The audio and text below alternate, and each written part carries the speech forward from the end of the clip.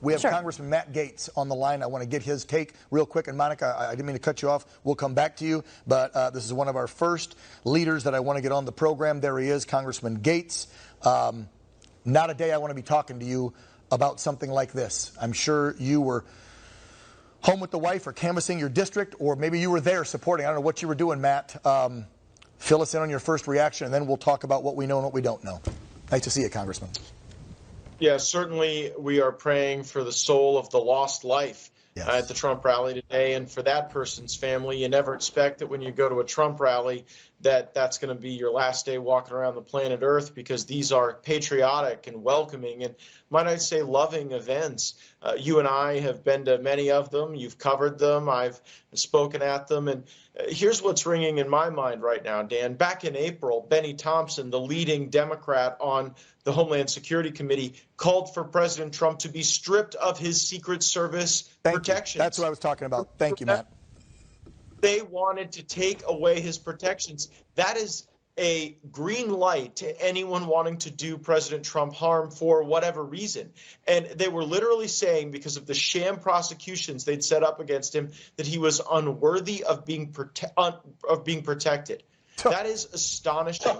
And the message that sends to people is that violence is okay and that you can hurt folks if you don't like the way their prospects are heading in a presidential contest. We haven't seen this in nearly half a century in our country. We never want to see it happen to anyone of any political party. And the fact that it's happened to President Trump shows that they will do anything to stop this man. They've tried to impeach him. They have tried to convict him. They have tried to gag him. They were trying to imprison him. And now they have tried to assassinate him. And every time they do this, the people become more committed to the vision for the country that he has for our success and our prosperity. And while we don't know much about the shooter or the security envelope, and there are a lot of important questions that I think you're starting to ask on those questions, what we do know is that President Trump is determined to save this country from the path of ruin that we are on, and the efforts to stop him are unlike any politician has ever faced in our country's history. Matt, I just want to reset everything for folks that may just be joining us here on One America News. We were talking about the assassination attempt on President Donald J. Trump, which occurred just a few hours ago in Butler, Pennsylvania. We understand the president was hit in his upper right ear. We believe there was 7 to 8 shots fired from a gunman on a rooftop about 50 yards away.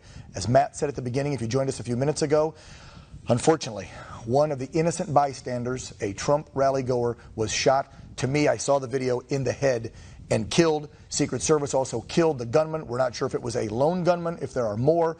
Matt, stick with us. I want to real quick, if the team can pull it up in the back, President Trump just put out a truth a few minutes ago, and I want to read it out loud for everybody to hear. President Trump says, "I want to thank the United States Secret Service and all law enforcement for their rapid response on the shooting that just took place in Butler, Pennsylvania. Most importantly, I want to extend my condolences to the family of the person at the rally who was killed." Trump always thinking about us. Also to the family of another person that was badly injured. It is incredible that such an act can take place in our country. Nothing is known at this time about the shooter, who is now dead. I was shot with a bullet that pierced the upper part of my right ear. Let me pause real quick. For all of you people at CNN elsewhere saying projectiles or something shattered, or not even calling this assassination or a bullet, stop. The man was shot. Now I'll finish. I knew immediately that something was wrong, in that I heard a whizzing sound, shots, and immediately felt the bullet ripping through my skin. Much bleeding took place, so I realized then what was happening. God bless America. Donald J. Trump, 5:43 p.m. That's West Coast time, my time, folks. So just a few moments ago, 7 minutes ago, he truthed that. Your thoughts, Matt, on the president's first truth since being shot in the head? I've been in communication with members of his campaign team who were there on the ground, and this is directly in concert with their reports that President Trump at all times has been okay, that he's been in good spirits, but that he's defiant, that he's not going to be shaped by this, he's not going to be stopped by this, that he is singularly focused on the work ahead. And, you know, President Trump, above all things, is a host. Remember, this is a hotelier, this is a restaurateur, and it really matters to President Trump that people who are in his proximity and are welcomed at his events are comfortable and safe. He almost does this to a fault. And so it's no surprise that his first thoughts are for the family members of those who have been killed and injured in this terrible act of political violence in this assassination attempt. I know he'll think about those folks, and they'll probably be a big part of his presidency. He'll do everything he can to honor them, because this is something that should never happen at a political event in our country. Yeah, to anyone, Matt.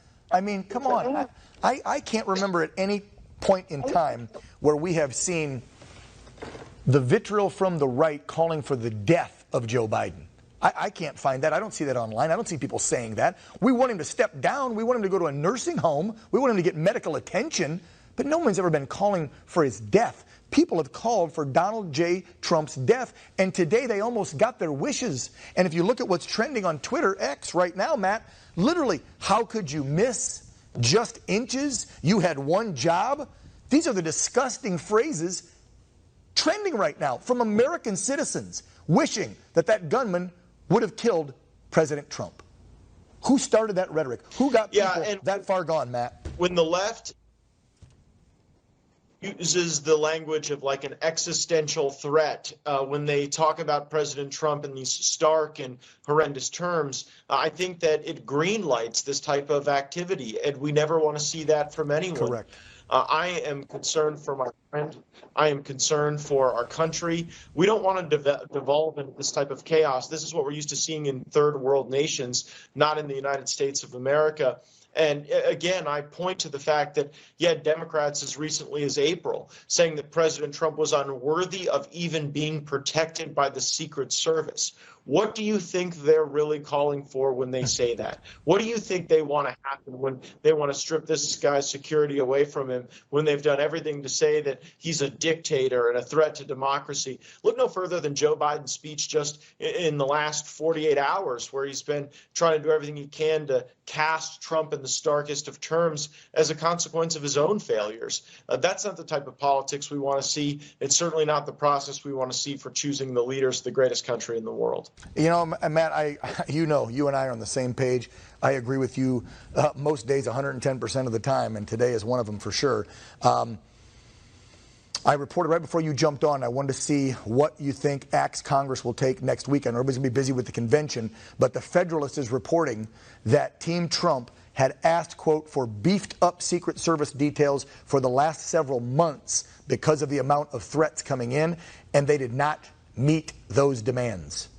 So I would hope that someone, Jim Jordan, Comer, one of the committees, I know you will be raising hell back in D.C. and demanding answers from the hierarchy in the Biden regime on why his request for more Secret Service details went unnoticed. What's going on? Yeah, that'll be, I'm sure, the subject of a lot of questions, and it's something that we would afford anyone, whether it's RFK Jr. or Joe Biden or Donald Trump. We want our presidential candidates to be protected. Think about the message this sends to the rest of the world about democracy, about our republic. You've heard Democrats for the last 4 years say that it's Republicans who are the grave threat to democracy. Right. We never really felt that way. We want democracy and the republic to flourish.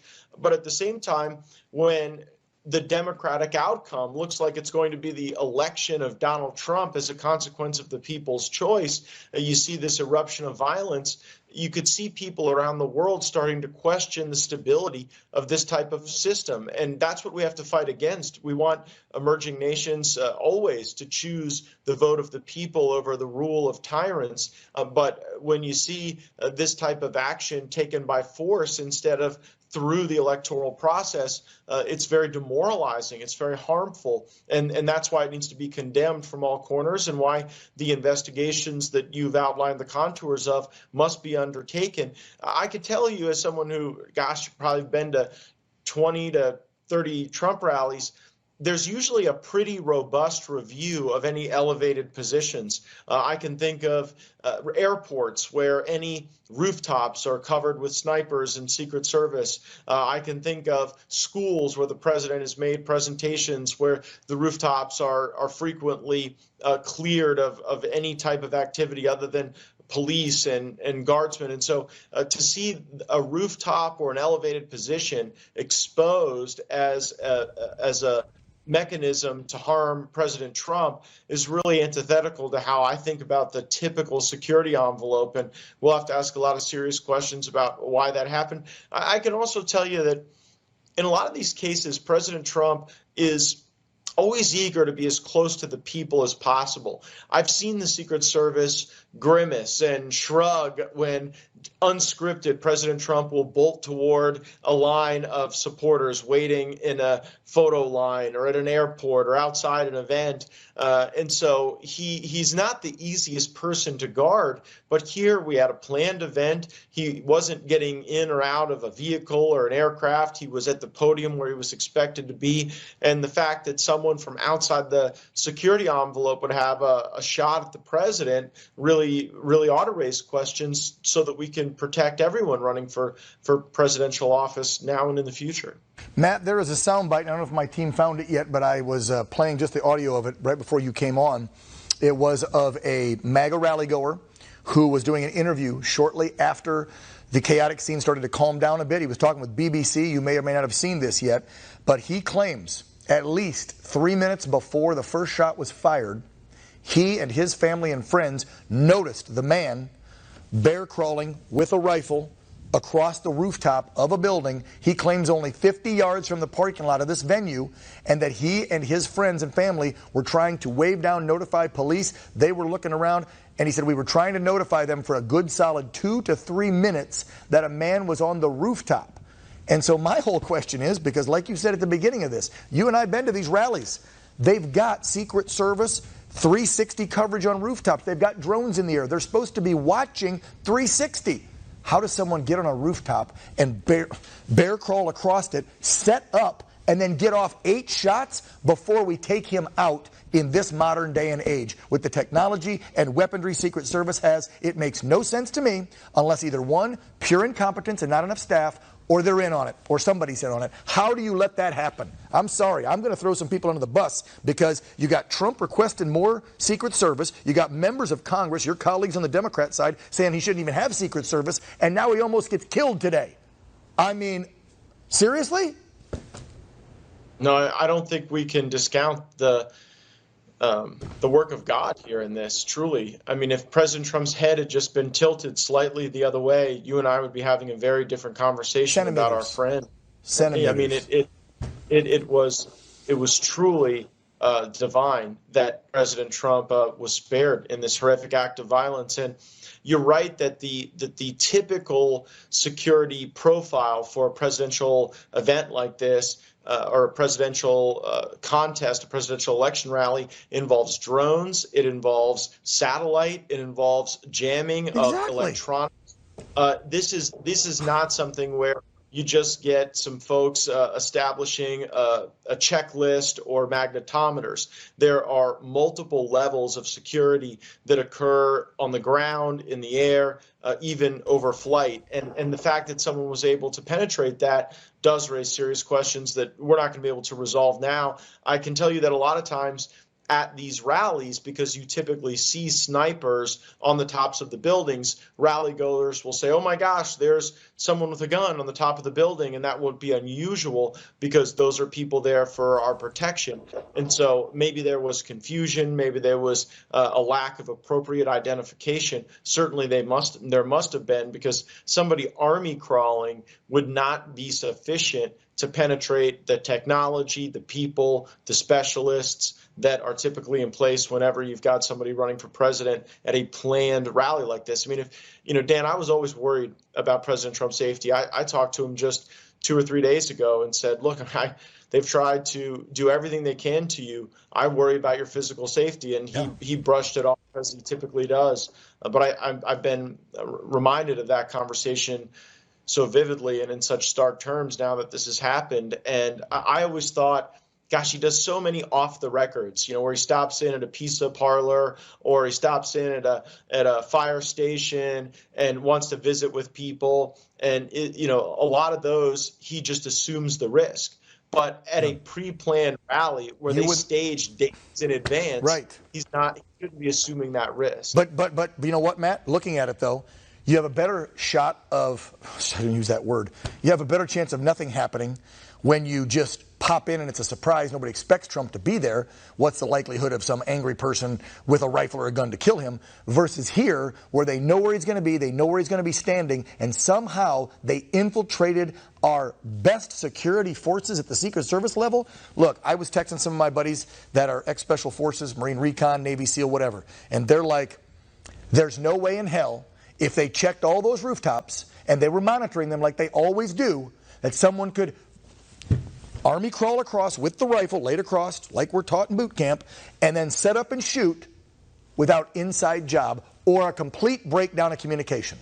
Because if an eyewitness is telling BBC he saw the guy 3 minutes before and tried to warn them, what the hell was our Secret Service doing for those 2 to 3 minutes?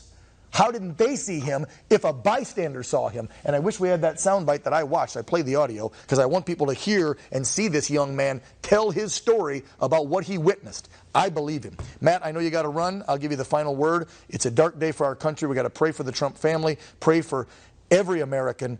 What we witnessed today is mind-boggling, and I hope that nothing ever happens like this again to any candidate of any level. This violence is not called for. The vitriol that's been happening the last 8 years since Trump came on the political scene has been disgusting, and they want to blame him when it's been them. And look what happened today because of their rhetoric. Congressman Matt Gaetz, you get the final word, sir. There's no doubt as we unpack this, there are going to be multiple failures that had to occur if anyone was able to get in this type of proximity to do this type of harm to President Trump. This is not something that happens because one thing went wrong. This is a failure on multiple levels. And we have to pull through this as a country, Dan. We have an election coming up. We want to show the world that we make a choice for our leaders based on the vote of the people.